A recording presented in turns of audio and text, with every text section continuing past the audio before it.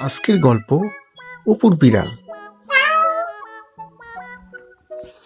অপুর একটি বিড়াল আছে। অপু বিড়াল খুব ভালোবাসে। অপুর দাদি বিড়ালটি একদম পছন্দ করে না। বিড়ালটি দেখলেই দাদি রেগে যান। এক রাতে দাদি ঘুমিয়েছিলেন। এমন সময় দাদির ঘরে অনেক ইঁদুর ঢোকে। দাদির ঘুম ভেঙে যায়।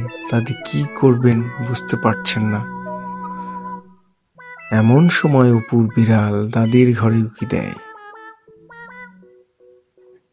তারপর বিড়ালটি ইঁদুরগুলোর উপর ঝাঁপিয়ে পড়ে।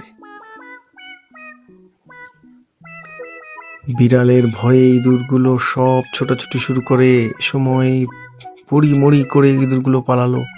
অপুর বিড়াল একটি ইঁদুর ধরে ফেলে।